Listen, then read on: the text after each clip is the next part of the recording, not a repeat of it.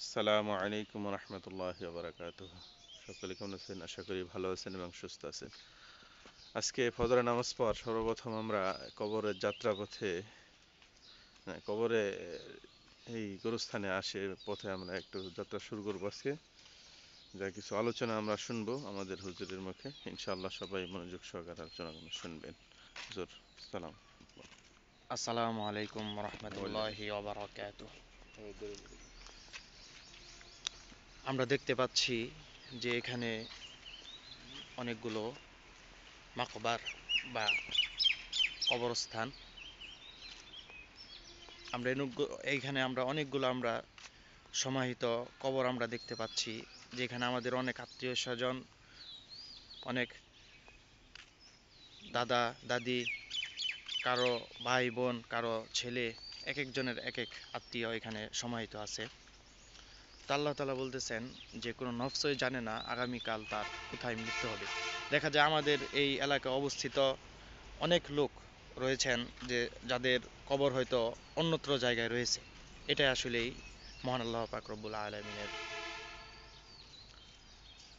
উনি মানুষকে যে জায়গায় চান সেখানেই তার শেষটা করেন, এবং যে জায়গায় চান সেখান থেকেই তার শুরুটা করেন।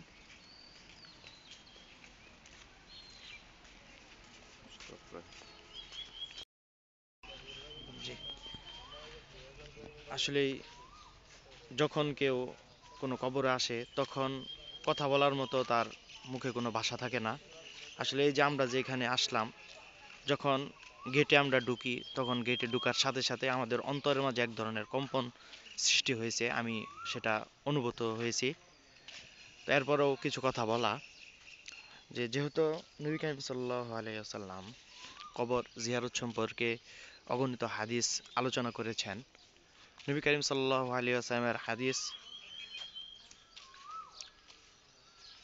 এর মধ্যে উল্লেখযোগ্য কিছু হাদিস, যে মৃত ব্যক্তিদের অর্থাৎ তাদের কবর জিয়ারত সম্পর্কে নবী করিম সাল্লাল্লাহু আলাইহি ওয়াসাল্লাম বলতেছেন যে যখন তোমরা কবর জিয়ারত করো তখন তোমরা সূরা ফাতিহা তেলাওয়াত করো, কেননা সূরা ফাতিহা তেলাওয়াতের মাধ্যমে কবরের কবরে শায়িত যে ব্যক্তি তার আযাবকে কমিয়ে দেওয়া হয়।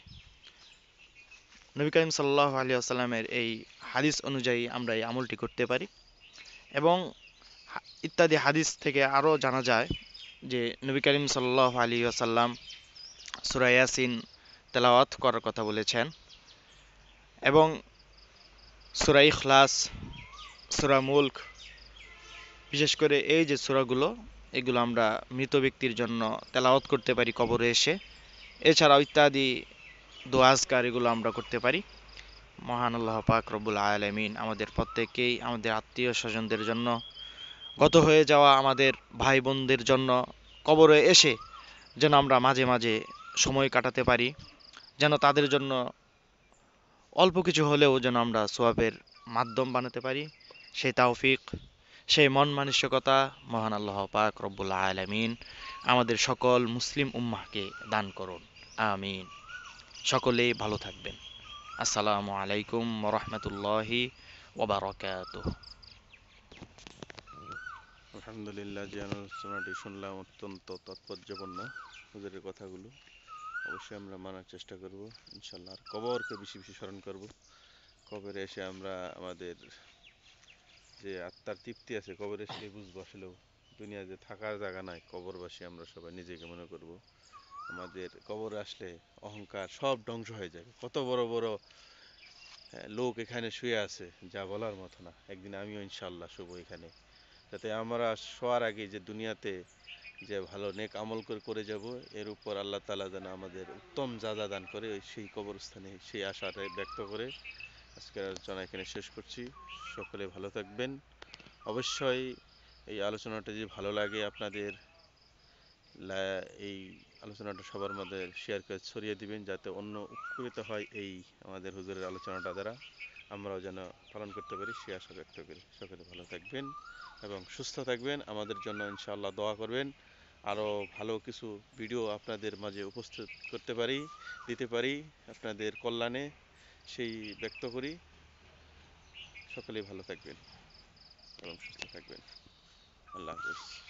আসসালামু আলাইকুম রহমতুল্লাহ।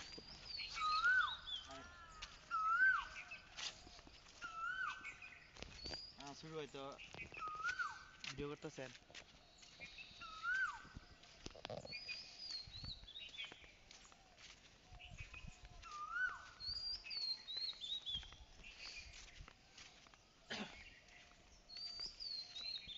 মরহুম মসিম উদ্দিন।